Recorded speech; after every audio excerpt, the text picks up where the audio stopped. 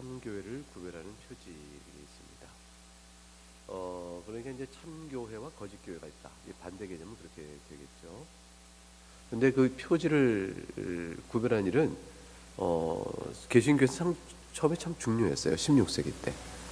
왜냐하면 로마 캐톨릭으로부터 잘못된 전통, 비성경적이요 성경의 교훈을 거슬리는 악한 그런 전통으로부터 이제 교회를 새롭게 하나님의 말씀에 기초해서 세우니까 이것이 옳다.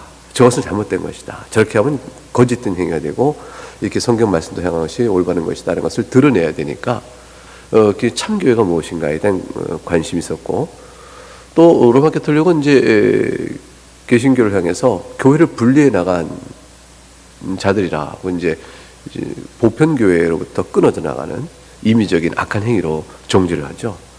그러니까 이제 교회가 무엇이냐라는 것에 대한 논의가 필요한 것이었죠. 그래서 오래됐다고 교회가 아니고 참된 말씀의 기초에 오래된 것이어야 된다. 그러면 우리가 성경의 가르침대로 따라가는 사도적 정통에 바로 서 있는 교회가 참 교회인데 너희가 사도 전통에 서 있느냐, 이런 것을 논하게 되어졌어요. 그래서 참된 교회의 출발이 로마 캐톨릭에 있어야 되는 것이 아니고 오히려 로마 캐톨릭이 말씀에 벗어난 잘못된 것으로 인해서 교회의 참된 교회에서 벗어나 있는 것이다.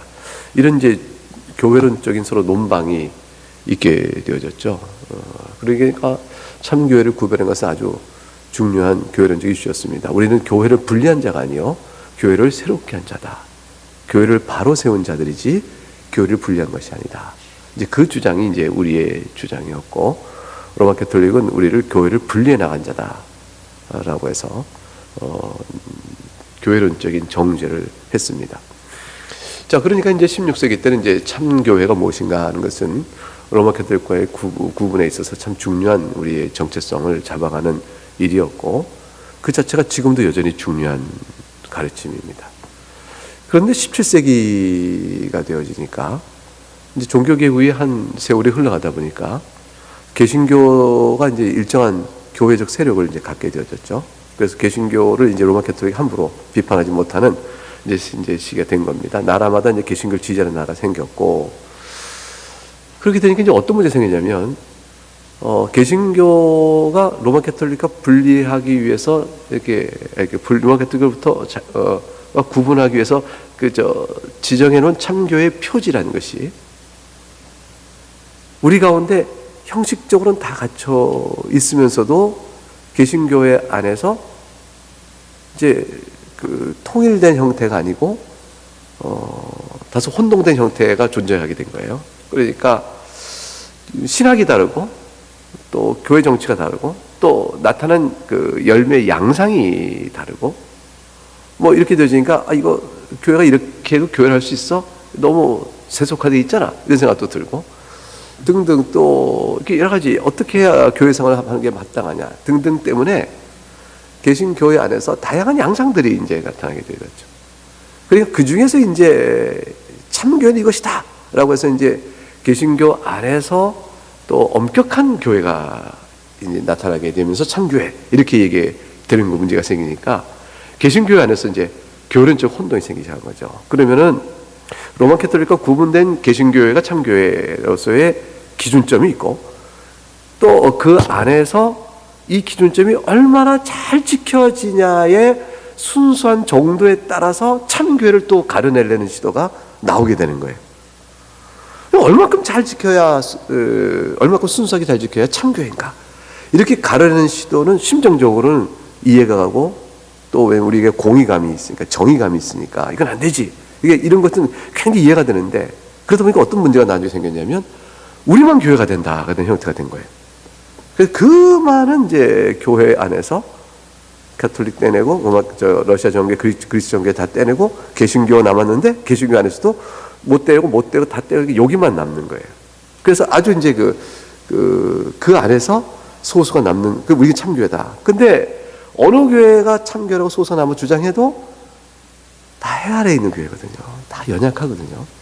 근데 이제 나중에 보게 되면 그렇게 주장할 만한 그것이 잠깐은 있어 보이는데 나중에 지나다 보면 흐려지는 거란 말이에요.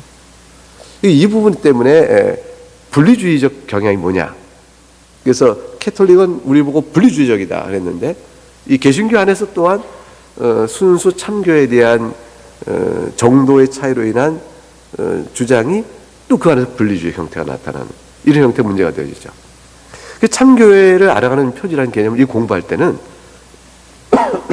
이런 부분을 잘 생각하고 이제 사실 공부를 해야 되는 거예요. 자, 그렇다면 참교회는 뭘 의미하고 그 가운데서 두 가지 개념을 이해해야 돼요. 하나는 참교회라는 이 가이드라인 안에 들어오는 기준이 뭐냐라는 것이 있고, 두 번째는 그것을 얼만큼 잘 지켜나가는 순수한 의미에서의 얼만큼 더 잘 지켜나가냐는 보다 순수한 교회와 그렇지 못한 교회, 이런 것이 있을 수 있어요. 그래서 순수한 정도를 구별해 보는 것과 거짓과 참을 구분하는 것은 좀 다른 차원이에요. 거짓 교회면 이건 구원 아예 없고요. 그럼 마귀에 속하는 것이 돼요.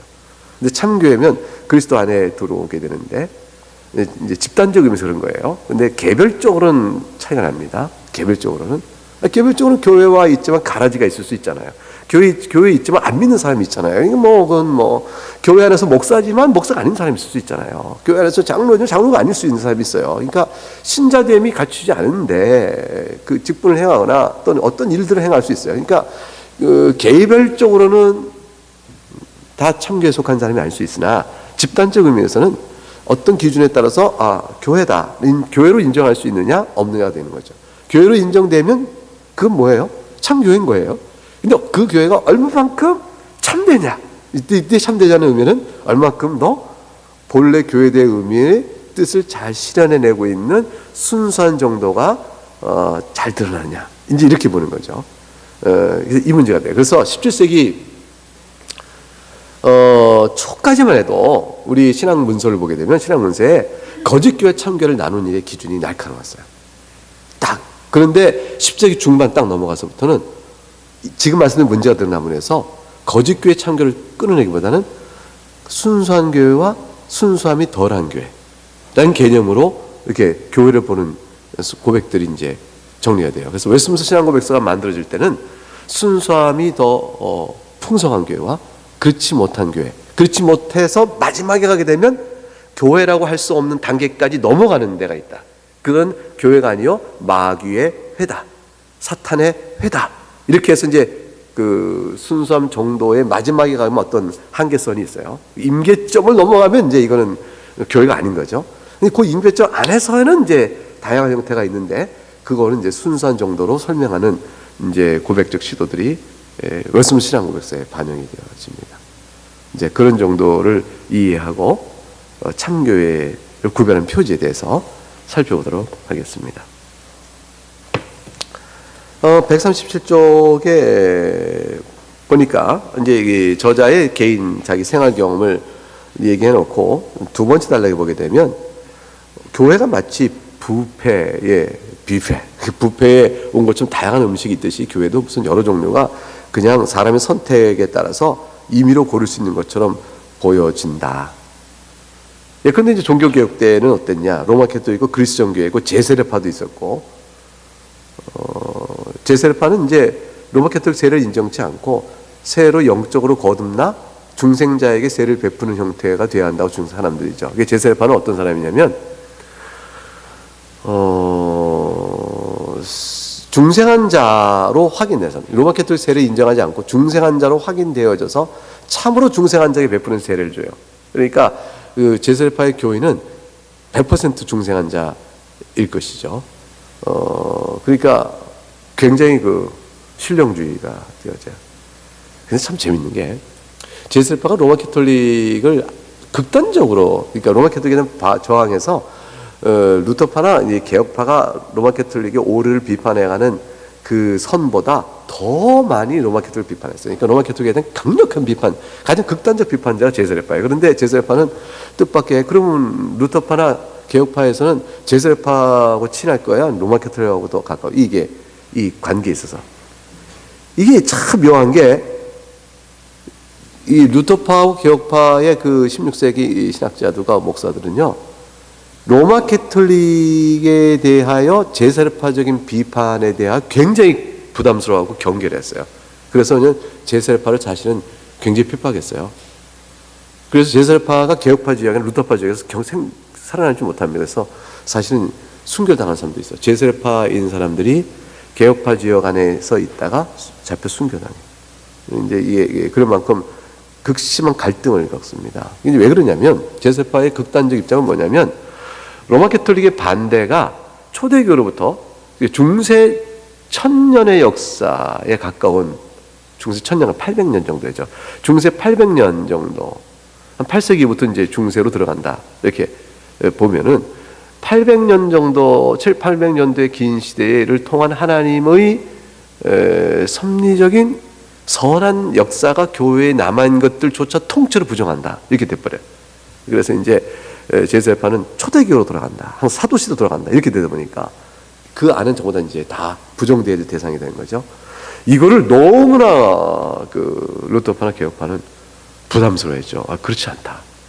하나님께서 중세 기간 동안에 그 가운데 몇몇이 구원할 자를 구원하시고 은혜를 주시고 은혜를 주시고 교회를 신학적으로 고쳐주시고 바꿔주시고 해오면서 오는 과정 속에 비록 로마 캐톨릭이라는 교권적 체계와 제도가 타락하여 이루 말할 수 없는 미신적 신앙에 붙들려 있고 교리적으로 받을 수 없는 것이 많다 할지라도 그 이전부터 그 과정까지 오는 과정 속에 하나님 선한 역사가 있다는 사실을 부정하여 그걸 다 마귀적 소유로 넘겨서는 안 된다라는 얘기를 했죠. 초대교로 돌아가자는 말이 그 신앙의 정신, 우리가 첫사랑을 회복해야 한다는 것은 그리스도의 복음적 사랑에 대한 각성을 촉구하는 의미에서는 의미 있는 말이지만 그냥 그 사이의 것을 부정한다는 것은 잘못인 거예요. 그러니까 우리가 나의 신앙을 첫사랑을 회복했다는 것은 내가 처음 예수 믿을 때 그 뜨거웠던 마음과 지금 내가 그만하지 못하다는 그 사이에 내 인생길에 하나님의 나를 도우신 손길과 은혜를 부정할 수 없는 거예요.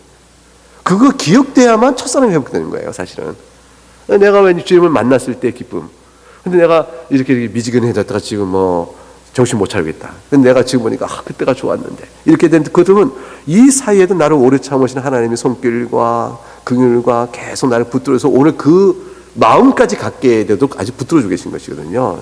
그러니까 그 하나님의 오래 참으신가 그 사랑을 모르면 첫사랑 어떻게 돌아가요? 돌아가도 또 마찬가지가 되는 것이지. 그러니까 지금의 모든 인생의 과정은 다 하나님 사용하시는 거예요. 우리를 더 깊이 깨우치려고, 더 깊은 신앙 안에 세우시려고 하시는 거죠. 교회도 마찬가지예요. 교회도 좀 어려운 시기를 다 겪어도 그 가운데 교회는 이러한에도 불구하고 오직 예수 그리스도 교회밖에 없다. 복음밖에 없다는 사실을 일깨워지고 그 가운데도 악한 자가 있지만 남은 자들 쓰시고 또 견디는 자들도 붙들어 주시고 또 제도적인 교회 안에서도 하나님이 선한 일들을 베푸시는 것, 이런 것들이 좀 있다는 사실을 생각을 해야 하는 것이죠. 그래서 이제 제설파적인 이제 도가 있고, 그 다음에 이제 루터교회, 개혁교회 등등도 있었지만, 오늘날에는 훨씬 더 많은 이제 교파가 형성되어졌죠. 그리고 쓸수록 교회다라고 주장하는 자가 생겼는데, 근데 그 가운데 이제 이단적 교회들이 이제 언급되고 있어요. 예컨대 몰몬교, 예수 그리스도 후기, 마릴성도 후기 교회인데 마릴성도교회, 몰몬교가 있고, 하여튼 종파에서부터 소위 초교파 교회다라는 교회들이 있어요. 초교파 교회는 참 이제 얄궂은 거예요. 이게 뭐냐면 초교파는 어떤 교단적 교파나 신학을 따르지 않고 우리는 성경만 믿겠다는 게 초교파인데, 성경만 있는 교회가 어디 있어요? 성경을 통해 자기가 믿는 바를 날 따져가면서 믿고 있지. 무엇이 옳은가, 성경이 어떻게 가르친가를 생각하고 믿지. 그거를 이제 신학적으로 오랜 전통이 없거나, 우린 전통을 없고 내가 지금 임의로 성경대로 믿겠다고는 초교파예요. 그런데 자기를 어떻게 믿어요? 이게 독립교회 한 교회가 서 있는 것이 굉장히 위험한 것이, 교회가 홀로 딱 서게 되면, 여러분 나그네 교회가 이제 홀로 섰다 쳐봐요. 여러분 저를 신뢰했어요. 제가 이제 성경을 푸는 것을 믿고 따르게 됐어요. 그래서 이제 우리가 적은 수지만 저 홀로 목양해야 나그네 교회가 세워졌어요. 야, 그때는 굉장히 뜨거운 아마 구심점을 갖고 몰려들 거예요. 막 그래 이게 진짜 이래야 되지 하고 막 뜨거울 거예요. 근데 제가 잘못 가르치면 어떻게 될 거예요? 누가 그 통제해? 누가 그걸 아니라고 말하고, 좀 과하게 가르친 것을 누가 과하다 말할 것이며, 부족한 가르침을 누가 메워줄 거예요? 이런 균형 있는 모든 가르침, 그 제가 없으면 또 어떻게 할 거예요, 그러면? 이런 모든 문제는요, 교회에 건전치 못한 형태를 갖게 되는 거죠. 그러니까 이거는 칼빈이 왜 개혁파가 왜 여전히 유지될까? 루터 외에 루터파가 왜 유지될까? 루터만의 교회가 아니고 칼빈만의 교회가 아니었던 거죠. 개혁판의 칼빈이 좋은 선생님이었지만 칼빈을 견제하고 또 가르치고 서로 배우고 격려하는 많은 선생이 그 당시에 있었어요. 루터가 좋은 선생이었지만 루터와 더불어 있는 많은 좋은 선생들이 세워졌기 때문에 그렇게 다 이렇게 보편적인 교회 틀들 유지해 가는 거죠. 이거 굉장히 중요한 일인 거죠. 그러니까 그래서 뭐가 되냐면 성경대로 바른가, 균형 있는가 이런 것들에 대한 이해가 가르쳐요. 그럼 교회도 마찬가지예요. 교인들도 그렇게 형성되어지면 누가 세워지면 그 세워진 그분이 우리가 배운 바와 같은가를 늘 생각해야 되죠. 그 배운 바와 같은가를 판단하는 기준이 소위 이제 표준 문서인 거죠. 표준 문서를 만들어서 표준 문서를 가르치고 배우고 성화관에 해가는 그래서 이제 보편교회의 일정한 틀들을 이루어가요. 개혁파라는 보편교회 형태를 유지해가는 거죠. 초교파가 참 요즘에 굉장히 많은데 아주 걱정인 거죠. 사실 좋은 결과도 있지만 일시적으로 그러나 이제 길게 보면 불안한 경우도 많은 거예요. 소위 줄교파 교회들에 이르기까지 자기들 교회로 부르고 138조 교회라 소개하며 사람들 선택을 기다리고 있다. 그런데 벨직 신앙고백서도 이미 그때도 온갖 종파들 교회라는 이름을 사용하고 있지만 과연 교회가 어떤 것인가를 생각해 보자. 그래서 교회라고 부를 수 있는지를 따져보고 두 번째 교회이라고 부를 수 있다면 얼마만큼 교회됨을 잘 드러내고 있는지를 좀 보자. 그리고 세 번째 그러다 보니까 좋은 교회와 또 그렇지 좀 부족하다라는 측면들을 좀 분별할 수 있는 눈길이 우리에게 좀 있어야겠다. 이제 이런 것들이죠. 이건 참 이제 우리가 늘 마지막 부분은 생각해야 할 게 뭐냐면 우리는 어떤가에 대한 자기 반성을 위해서 항상 필요한 일이거든요. 이제 사람이 이런 건 있어요. 우린 다 사람이잖아요. 그러니까 이제 뭐냐면 우리 가운데 사람 아닌 사람 없어요. 그런데 사람이란 다 개성의 차이가 있고 어떤 면에서는 사람이라면 이래야 한다. 쳐보자. 기준을 세워서 그 표준에 따라 사람을 맞추어서 몇 점 점수를 부여할 수 있나요? 그거 쉽지 않죠. 왜냐하면 사람인데 개성의 차이가 있을 수 있잖아요. 그리고 유한하니까 유한한 만큼의 차이들이 있잖아요. 그 어떤 똑같은 사람인데 어떤 사람은 달리기를 잘하고 어떤 사람은 달리기를 못하고 저는 수영을 꽤 배웠는데 수영을 못해요. 잘 안 돼요. 물에 뜨기만 하고 가질 않아요. 아무리 발을 쳐도 이게 발 힘이 없나 봐요. 이 얘기는 내가 왜 해? 아니 그러니까 이제 사람이 다 다른 거예요. 그러나 사람임에 틀림없거든요. 그래서 어떤 면에서 보게 되면 그 사람이 훌륭한 거예요. 어떤 면에서 저 사람이 훌륭해요. 그래서 사실은요, 사람에게는요, 하나님 앞에서 우리가 하나님의 표준을 재울 수 있어요. 하나님을 사랑하고 하나님을 영광롭게 돌리고 하나님께 감사하는 그런 복된 신앙의 삶을 사는 것. 이런 측면에서는 우리가 이제 더 훌륭한 점을 볼 수 있어요. 근데 그것조차도 어떻게 해야 하나님을 이렇게 영광롭게 하고 어떻게 하나님께 감사하고 어떻게 하나님께 참 믿음의 삶을 사는 것이냐라고 구체화시켜서 들어가게 되면 사람은 다 판단 못해요. 하나님 보시는 안목은 훨씬 깊기 때문에 그래. 누가 과부 두 랩돈을 크다고 하겠어요? 사람 볼 때. 하나님 그걸 크다 보신단 말이에요. 그러니까 우리가 작은 신음소리를 내는 자를 기도를 깊게 보시고 큰 소리 기도한 자를 하나님께서 작게 보실 수도 있는 거예요. 그러니까 참 우리는 하나님 앞에 참 겸손해야 돼요. 그리고 그게 뭐냐면 형제됨에 대한 신자됨에 대한 서로를 바라보는 눈길에 우리가 얼마나 부드러워야 하는가를 생각해요. 얼마나 부드러워야 되는가. 서로를 바라볼 때 정말 부드러워야 돼요. 지나가다 교회 간판 보면요, 애쓰시는구나 이렇게 봐야 되는 거지. 아이고 이렇게 하면 안 돼요. 그거 참 안 돼요. 우리의 눈길을 한없이 부드러워야 한다. 누가 판단하실까요? 주님이 하세요. 우리는 판단을 아예 접자고요? 아니, 좋은 교회가 어떤지를 살펴봐야 된다니까요. 살펴보고 우리가 그 위치에 우리가 얼만큼 가는가 생각해보면서 마음을 부드럽게 하자. 마음이 부드러워야 자기가 회개하고 자기를 돌아보지. 마음이 강팍하면 자기를 절대로 안 들어봐요. 나는 의롭죠. 나는 옳죠. 그러니까 마음을 부드럽고 남을 나보다 낮게 여기는 마음이 있어야 자기 허물을 보고 자기 발전해 나갈 수 있는 거죠. 사실은 이건 복음의 핵심이에요. 복음이 우리에게 주고 있는 핵심이에요. 왜냐하면 그래야 하나님 앞에 겸손해요. 정말 하나님 앞에 겸손한데 사람 앞에 교만한 사람은 하나님 앞에 교만한 거예요. 사실은 그게 다르지가 않아요. 어떻게 하나님께 겸손한데 사람 앞에 교만해요? 이 사람 교만하면 하나님 교만한 거지. 그거 그렇게 안 됩니다. 한번 생각해. 저는 안 되더라고요. 저는 저는 항상 그런 줄 알았는데, 하나님 앞에 너무 겸손하고 사람 앞에 교만한 줄 알았는데, 내가 아니더라고요. 내가 사람 앞에 교만하면 많고 하나님 앞에 교만하더라고요. 아니구나. 한없이 부드러워야 됩니다. 한없이 부드러워야 됩니다. 그래서 악과 선을 구분한 일에는 냉정하고 분명하게 봐야 되죠. 악을 악이라, 선은 선이라. 그 선과 진리와 거짓에 대한 명확한 선이 필요하죠. 그래서 진리에 서야 합니다. 진리에 서서, 그러나 사람을 대할 때는 부드러워야 하는 것이죠.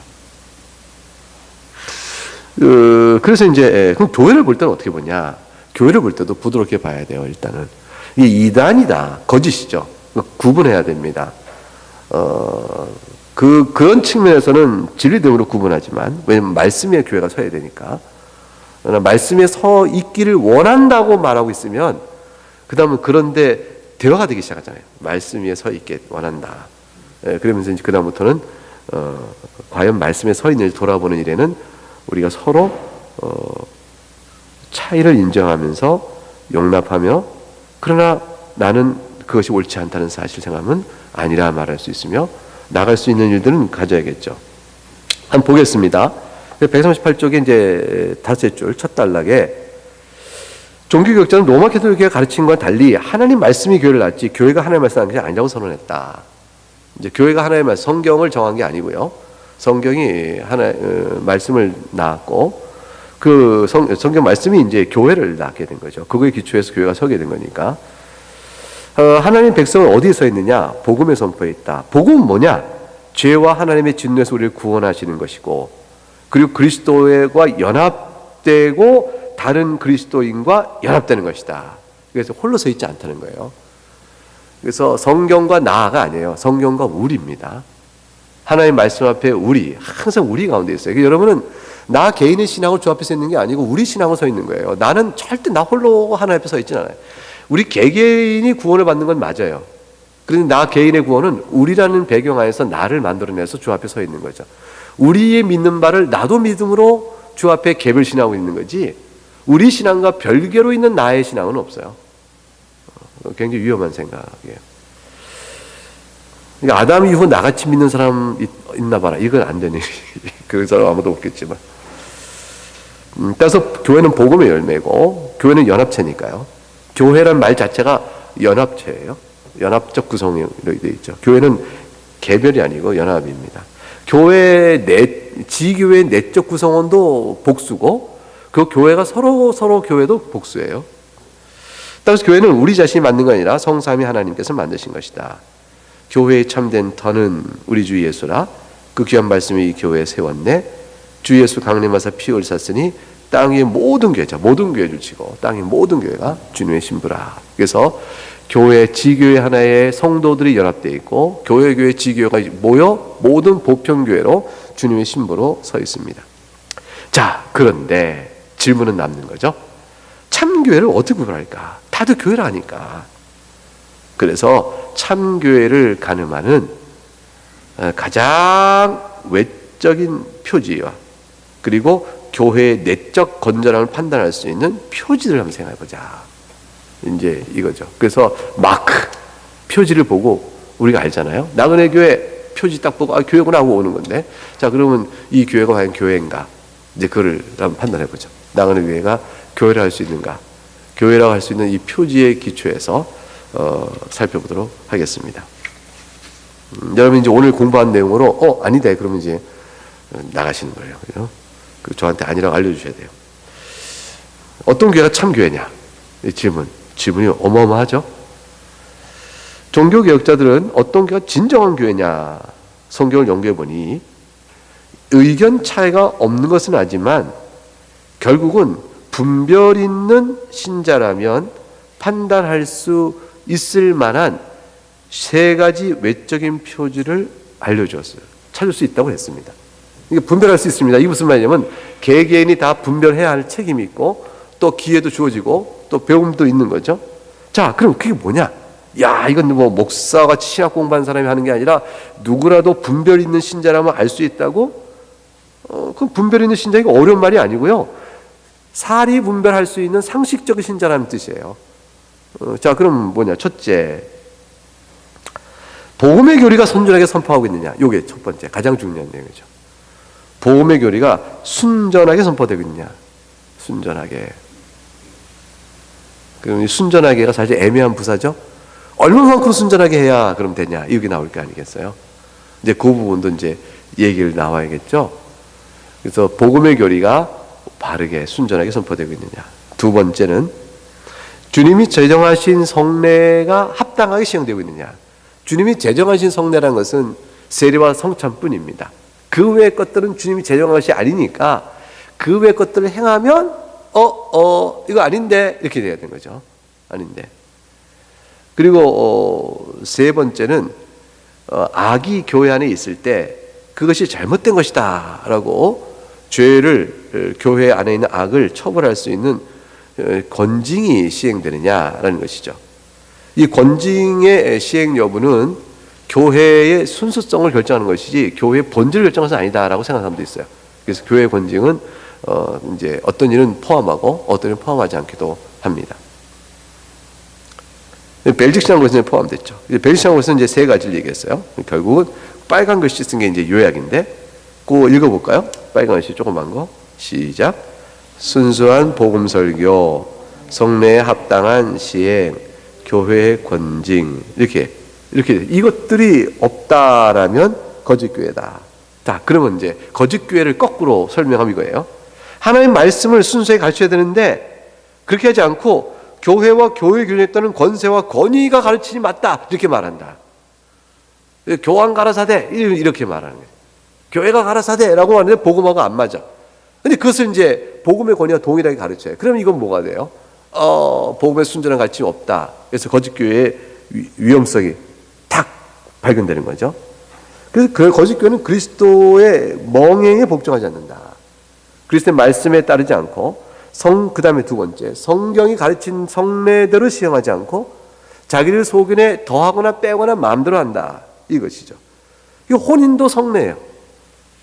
이 아니죠. 아닙니다. 이제 그 다음에 그 7가지 칠성례를 하잖아요. 7가지 세례와 성찬 빼고 나머지 사이사이 다 넣어서 칠성례 하는데 이것도 다 사람 소견에 더하거나 뺀 거죠. 그리스도보다 사람의 생각을 더 의존하는 겁니다.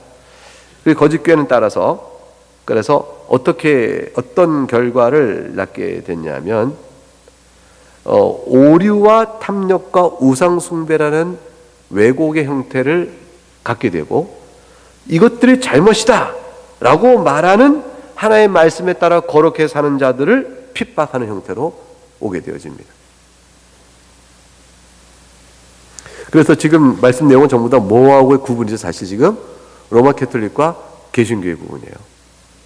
그래서 개신교회가 참교회 성격이 있고 로마 캐톨릭은 지금 거짓교회의 오류 안에 있다. 이제 이렇게 우리가 얘기할 수 있는 것이죠. 로마 캐톨릭이 이제 거짓교회적 오류에 있으면 로마 캐톨릭에 속한 사람은 이제 구원을 받느냐라는 질문이 이제 나오는 거예요. 나오는 거죠. 로마 캐톨릭이 시대의 유일한 교회일 때, 즉 개신교가 있기 전에 그러면 사람들은 서구에 있는 교회들은 다 로마 캐톨릭의 형태 안에 있으니까 구원을 한 번도 못 받은 것이냐 이런 이제 질문이 나오는 거죠. 질문이 나오는데, 근데 로마 캐톨릭 개신 종교개혁이 있기 이전의 시대에도 로마 캐톨릭의 거짓된 가르침에 대해서 성경대로는 그건 아닌데라는 질문과 의문을 갖고 있는 자들이 있었어요. 그리고 교권에 의한 타락과 교회 예식의 부패성 정도가 시대시마다 정도가 좀 차이가 났어요. 그래서 이제 결국은 이제 우리가 이제 이렇게 생각을 하게 되죠. 뭐냐면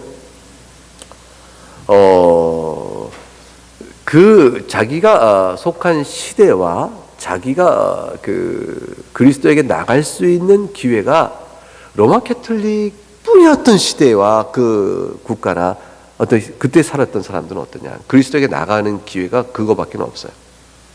그럴 때는 그 가운데 그리스도 안에 나오는 걸음에서 성경에 가르치고 있는 복음적 요소에 자신이 의지하는 신실함 정도에 따라서 주님이 알아서 개별적 구원이 있을 거예요. 이게 이제 유대인 사회 때 예컨대 아합 시대 때 구원이 있겠냐? 구원이 있을 수가 없는 거예요. 북이스라엘에 무슨 구원이 있겠어요? 우상숭배, 왕부터 우상숭배가 타락한 그 지경이 있는데, 그런데 그 아합 시대나 북왕국 그렇게 타락했던 여로보암 시대처럼 금송아지 성경은 나라 전체가 난리가 났을 때 그 가운데 하나님 남겨준 택한 자들이 있다 하셨어요.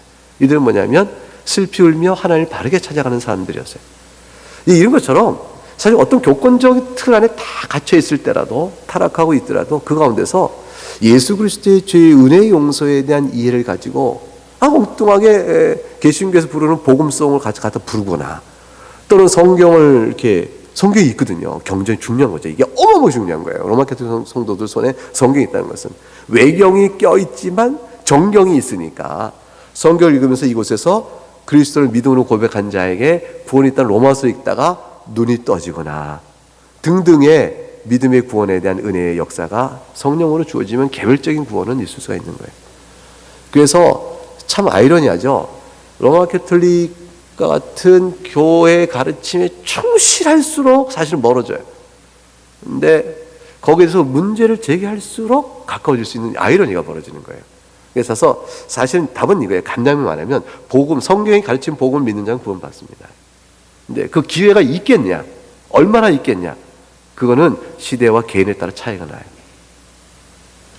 그래서 실제로 이제 흥미로운 게 신약 이제 신부님들 가운데서 이제 신약 성경학자 있잖아요. 또 구약학자도 있고 또 교리학자 있잖아요. 그런데 신약 신부학자가 하는데 너무나 우리가 가르치는 거하고 비슷한 해석을 다 끌어내요. 그분은 그 성경이 그렇다는 사실을 아는 것으로 그 자기의 신앙을 걸었으면 그 사람은 구원을 받았겠다 싶은 사람이에요. 복음적 이해를 잘 갖고 있어요. 그런데 그분이 그렇게 성경의 가르침을 끌어내면서도 자기 신앙의 의탁을 그 성경의 가르침 외에 교회의 전통과 동일한 것에 의탁하면서 자신이 말씀보다는 빗나간 쪽에 더 의지하고 잘못된 신앙의 양식에 더 치중해가면 그분은 뭐가 될까요? 구원에서 멀어지는 아이러니가 생기는 거죠. 그래서 로마 교통 안에 있으면 불순해요. 오염되어 있다. 이게 제가 볼 때는 정확한 말이에요. 매우 오염되어 있다. 오염된 곳에서 생명수를 얻는 일이 쉽지 않다. 가려내서 먹어야 되는 게 얼마나 어려워요. 그래서 오염되어 있고 영혼이 병들어 있게 되어진다. 우리는 사실은 잘못된 신앙을 배운 사람은 그걸 고침받는 참 어렵잖아요. 먼저 배운 것을 항상 먼저 주장하게 되기 쉬워서 잘못된 가르침이 있다, 또 나쁜 습관을 고치기 어렵듯이 이미 영적으로 마리아 불러 중보를 의지하고 연옥에 가서 의지하고 성자 유골 숭배하고 또 죽은 자를 위해 기도한다는 일이 있고 또 교회의 가르침이 성경과 동일한 권위라고 생각하면서 그리고 항상 그렇지 못한 자에 대한 심판에 대한 두려움과 얽매임이 있고 뭐 이렇게 묶여있던 사람, 이런 모든 사람들의 의식과 종교 양식을 다 바꾸어내서 복음 안에서 새롭게 자유케 되는 신앙으로 세워져서 주님 앞에 베푸신 구원의 은혜를 이렇게 누리며 산다? 이게 이 영혼의 이 돌이킴이라는 게 이게 쉬운 일이 아니에요. 쉬운 일이 아니에요. 근데 이제 로마 캐톨릭에 있다가 이제 우리 개신교 개종하는 사람들 있잖아요. 이제 그분들의 얘기를 들으면 제일 좋은 게 뭐냐? 왜 그랬더니 그리스도 안에서의 영적인 자유함이라는 게 뭔가를 내가 알았다. 이게 너무너무 크다. 너무너무 감사합니다.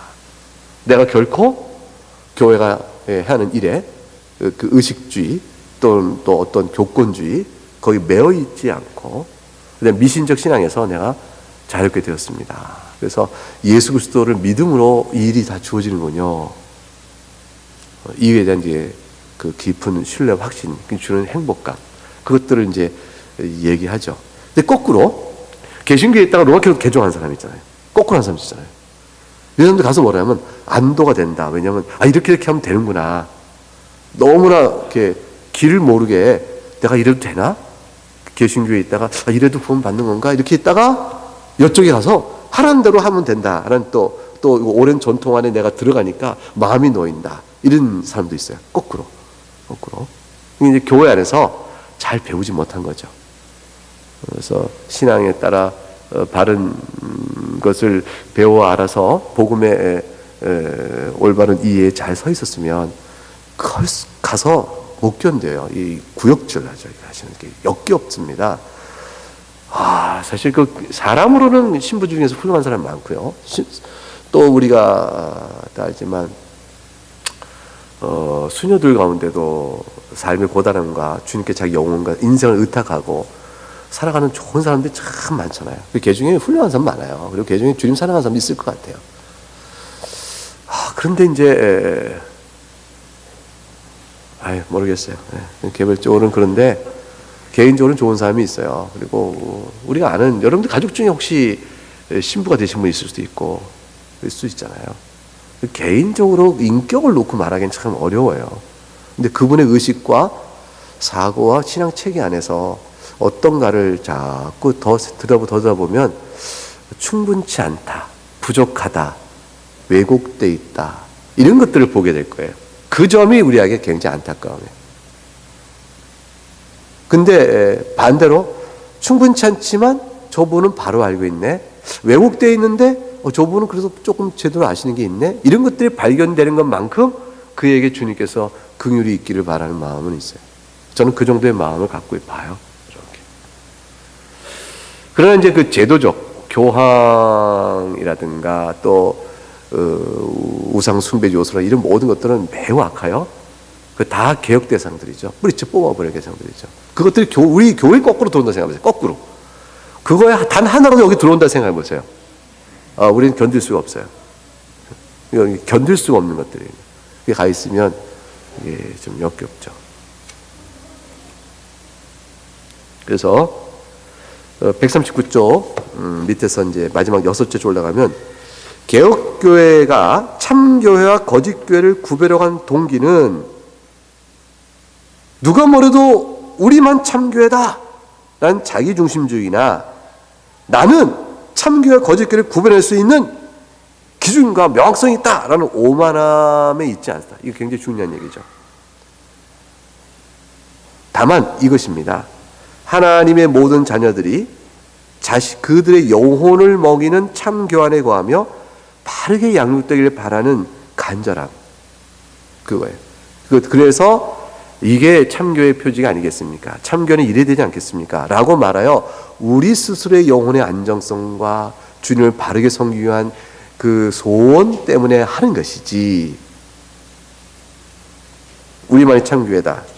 자기중심적, 배척감, 배타주의적 그런 오만함으로 하자. 이 영적 정서를 정말 잘 조심해야 돼요. 이 영적 정서가 이렇게 되지 아니하면 우리 영혼을 돌아보게 한 것임을 그래서 주님 어떻게 섬겨야 주님을 바르게 섬길까요? 우리를 돌아보기 원하면 이 마음이 아니면 그러면 이 모든 표지는 원래 표지를 세움받은 개혁파 조상들의 선한 뜻에 정면으로 충돌되고 목적에 위반되는 일이 되고 맙니다. 그래서 나은혜 교회가 안 그래야 돼요. 그래서 나은혜 교회인들이 이제 가다 보니까 정착교회, 뭐가 정착이야? 나그네지. 이런 식으로 싸운다든가 말하자면. 자, 우스워한 얘기인데 안 웃으세요. 뿌리 내린 교회. 뭘 뿌리를 내려? 나그네인데. 말씀에 뿌린 데면 괜찮은 거죠. 정착도 말씀에 정착하면 괜찮은 거죠.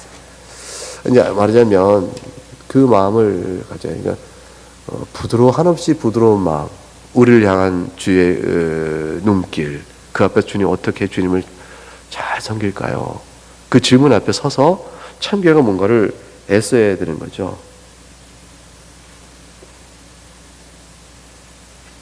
그래서 성령이 우리에게 복음을 순수하게 선포하고 성례를 순수하게 부르고 교회 권직을 올바르게 시행할 수 있는 단호하고 지속적인 용기를 부어달라고 항상 기도해야 한다. 그래서 기도해야 한다가 초점이에요.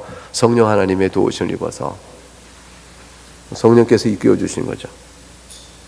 성경 외에는 어떤 권위나 권세나 권위도 두지 않아야 돼요. 그래서 성경 읽지 않는 교회는요 위험해요.